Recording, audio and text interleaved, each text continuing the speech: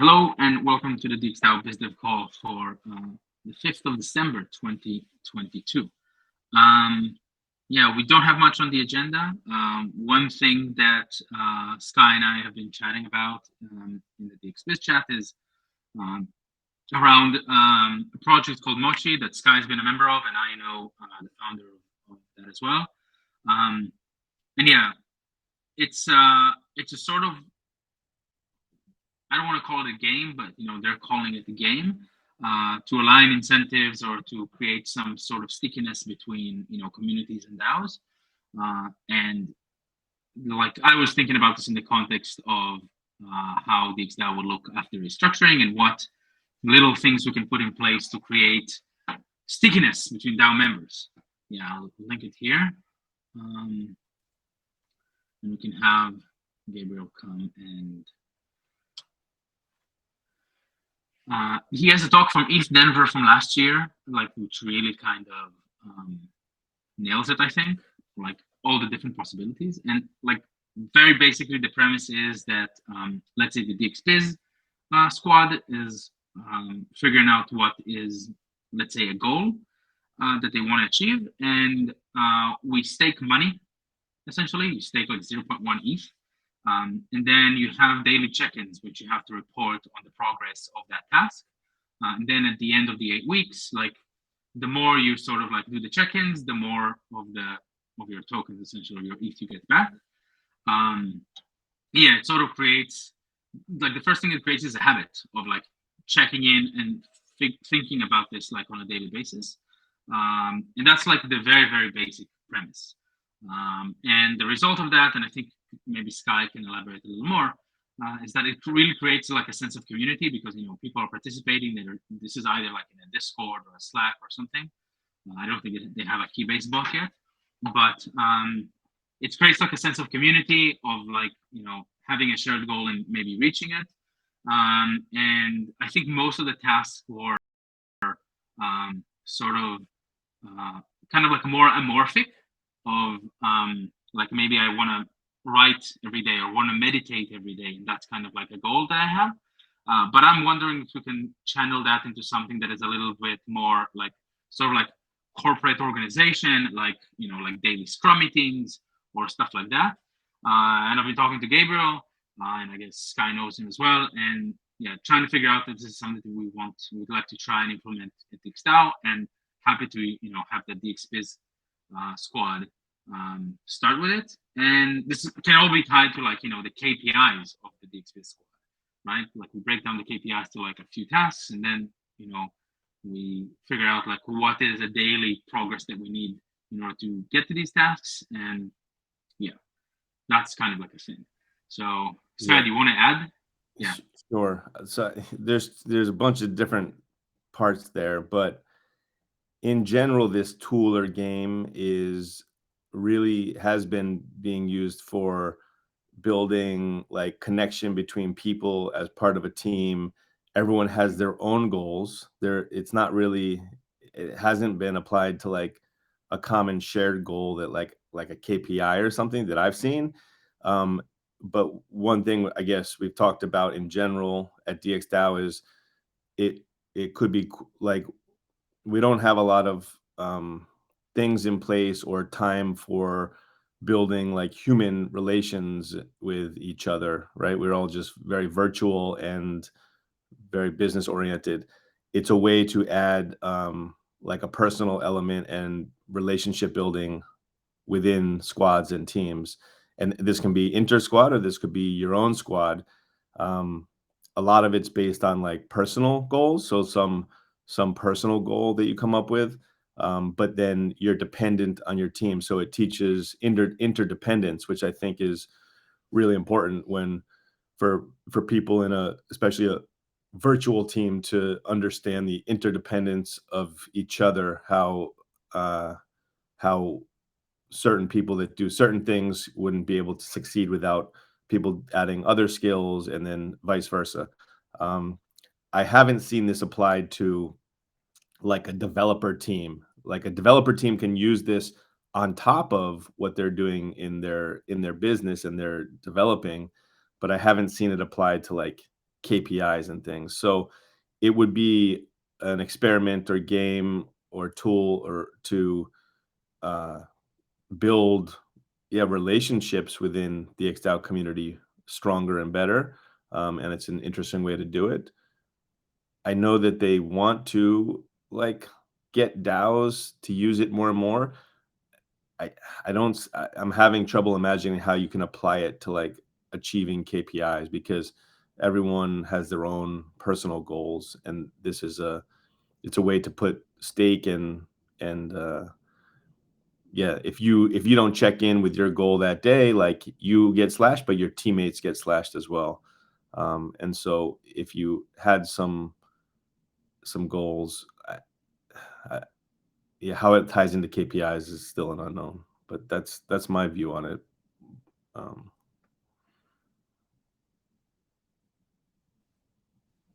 Yeah. I guess we can get Gabriel. Like I was chatting about this with him about the Excel, and he said like I want to like get in a conversation with some of the people. And like I'm happy to try and figure out like how to do this because I feel like the habits is something that maybe we're missing here, and this could even be like a habit of reporting, right? Like what did you do today? Um, like what did you achieve? Or this could be the end of the day, or the start of the next day, or something. So yeah, like I would like to try and figure out like these sort of like small tools that are like let's call it like Web3 native.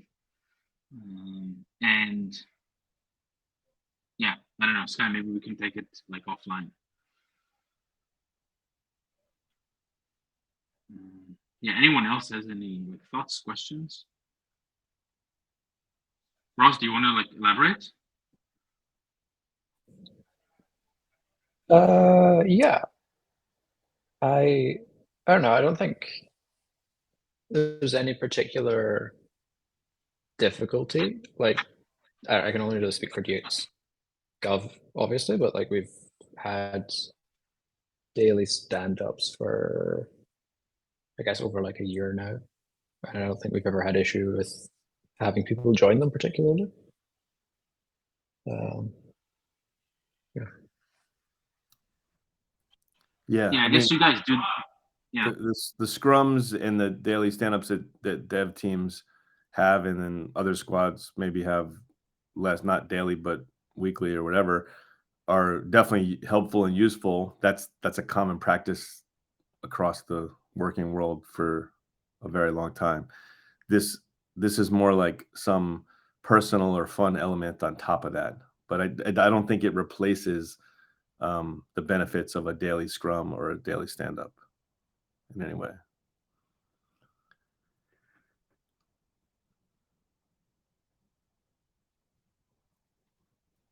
yeah. I guess for developer teams, it's like a bit more straightforward. Um, yeah, wondering how we can implement this in like, some of the other teams. And yeah, like I think the interesting thing here is that what come up is um, like I call it there's kind of like a friction, right? Like anyone can join DXDAO, right? There's like a very low barrier to sort of entry, but there's a high barrier to contribution to actually become a contributor. And so I'm wondering if there's like a way to use sort of like these mochi cohorts to incentivize more people from the community to actually participate and contribute. Um, like in an easier way, and then maybe that could sort of like trade off and become what do you call it? Like their trial period sort of proposal. That's one thing, and then the other thing is like I was just like brainstorming how can we create. I mean, I talked about this a lot, but how we can create like a culture of feedback, like using something like using like daily habits of feedback. I don't know, no idea how to execute this or go about that, but yeah, something I've been wondering. Yeah. So separately, so yeah, Keenan's not here, but last week we were meeting and working on the I guess we're calling it, well, temporary name is like a services guild, and that can include DX Voice Squad, DXbiz Squad, the goals, the the budgets, and everything related to that. Planning to touch base today, and should, according to the schedule, yeah, we should have a post up in the forum about it today. And then any feedback and discussion we can have around it. And then I believe, yep. I guess do we present it on Wednesday, maybe? I think we presented on Wednesday. Yeah, and we'll fit in with operation. Yeah, we have the operations guild. We have this, what we're calling services guild. Maybe we can think of a better name for it. And then how these guilds are interacting with the product guilds. And so have been talking with Venki and Ross and teams about how these guilds are going to interact. And it's, I think from Keenan's presentation, we got to see a bunch of the problems that existed. And so proposing solutions and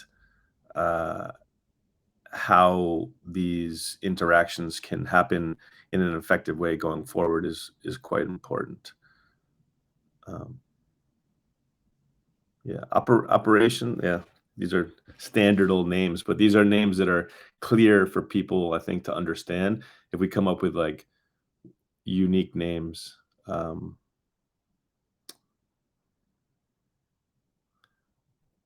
it becomes less hard. It becomes less easy for outsiders to view and see how they can become a part of these guilds and these squads. Yeah, I agree. Let's keep it simple and straightforward, like with the names.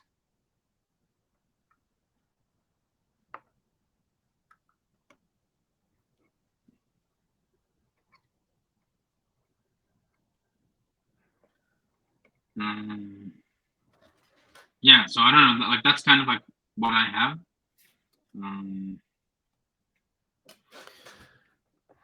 Oh yeah, and then so the other piece. Well, so DX Ventures in general, tried to get some feedback from people that have been participating in DX Ventures the last year or so, to gauge how people see it fitting into the future of DXDAO.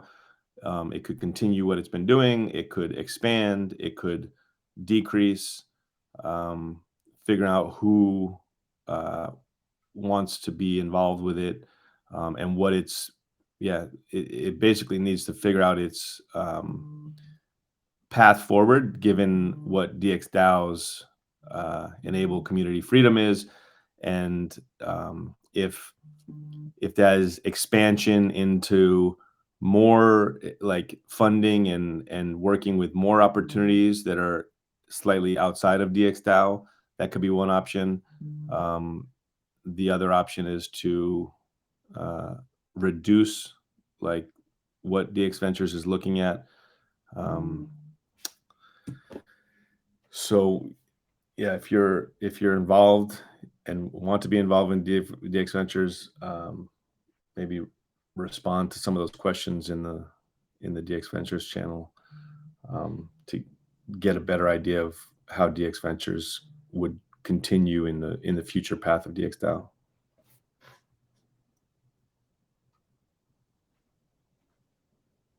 Yeah, I think like just generally,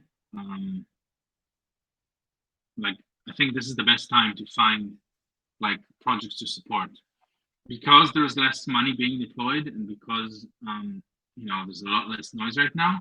The people who remain and continue to build are the interesting people, the people who are actually make it through the bear market. And yeah, like if we manage to invest or incubate startups that survive this bear market, then it's very likely that the return is going to be fairly big. So yeah, and yeah, people getting into the space right now are like the ones who like actually care about it, right? It's like they're not here for the money; they're here for the tech. I hope, like most of the people here. because we're all down bad, basically.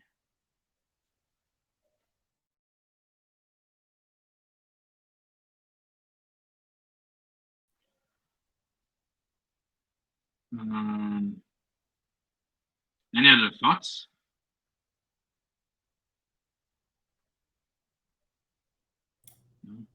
I don't really have thoughts, but I want to think about it, I guess.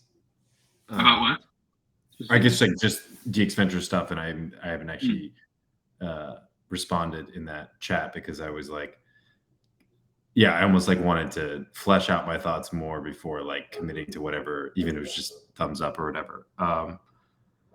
Because yeah, I think as you said, the bear market, that's right. And I think really, what is the competitive advantage of DXDAO? I think two things. One, we should have our, I guess, ear to the grindstone on DAO related things, or we should be first in seeing a lot of DAO related things because we are a DAO that's running things, and so we should have some unique perspective there.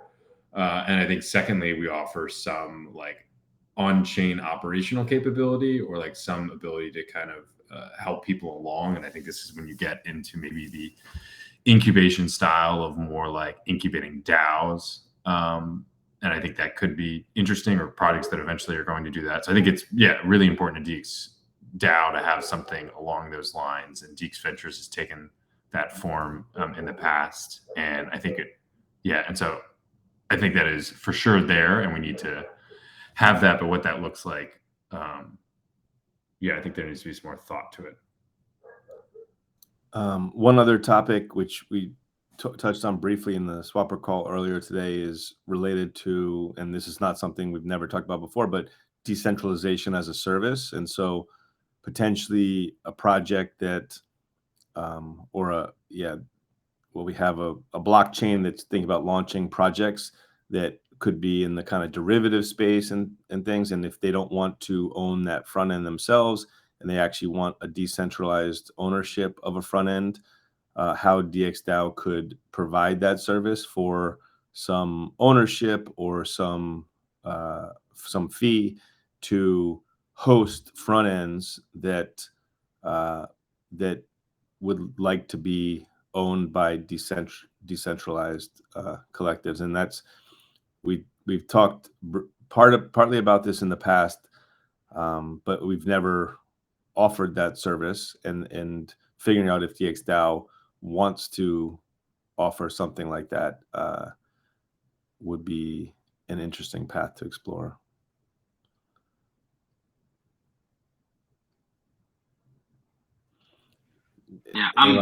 Yeah, I think you've talked about it in terms of figuring out a way to help use decentralization to help launch protocols or code in a decentralized way, which I'm not sure how that works.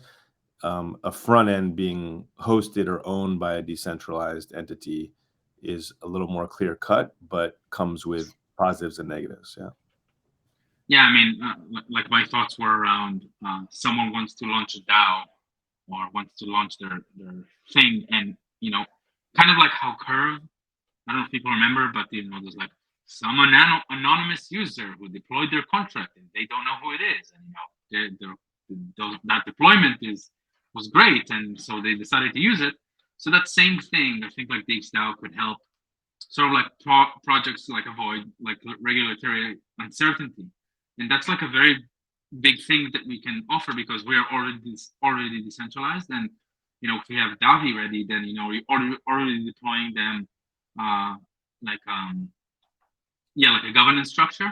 And then one of the things here is that DXDAO gets a few % of the token. DXDAO gets some reputation, some voting power or reputation in their system, and we can immediately help them get sufficiently decentralized. And I think that this could be very interesting. I think probably no one's going to be launching a token in the next couple of months, but yeah, this is I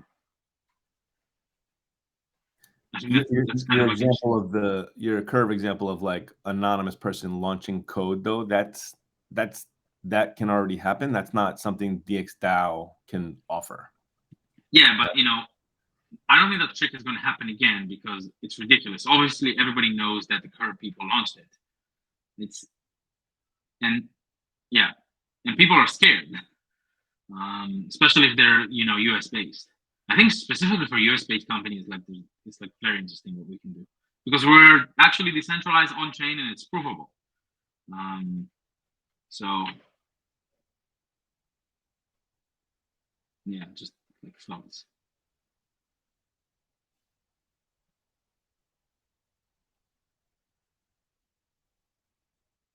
I don't know.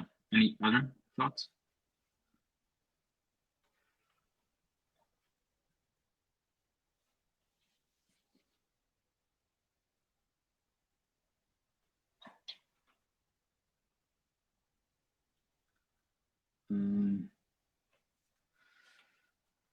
Yeah, I guess Ross just dropped, but yeah, I agree. Like the goal is for this to be sort of like I'm gonna say like trustless, and they can come and they can come to the DAO and say, hey, help us launch our DAO. These are the parameters, these are the things, and we can help you. But this has to come with like some biz dev work, right? We have to scout who these are, we have to figure out how to work with them, and yeah. At least for the first few. Later on, it might be easier to do this like sort of self-serve. Yeah, well, to Ross's point, empowering communities to do this is a very nice thing. Communities can already do this. Like there are tools out there, right? There's what DXDAO currently does. There's what other DAOs do. You can already do that. Davi, I guess, has a plan to make it easier, which is why the self-launching part of Davi, which is being worked on, is also important. Communities want to be able to launch their own, but showing examples of how it's being done. So Swapper would be a good example. Swapper eventually kind of moving to its own governance at some point would show how a project spins off and becomes its own, has its own governance. And other people can see that and replicate or adjust based on what their preferences are, other communities.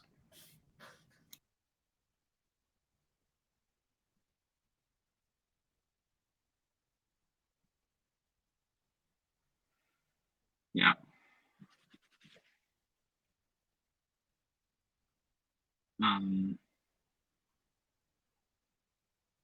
Yeah, I don't know if anyone else has any thoughts about these things.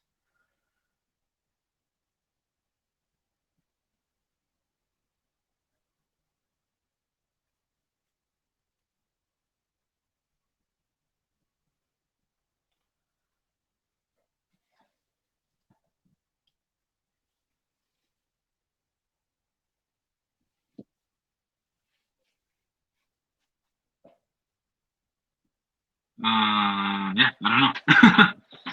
Anyone else wants to say something? Or we can end early.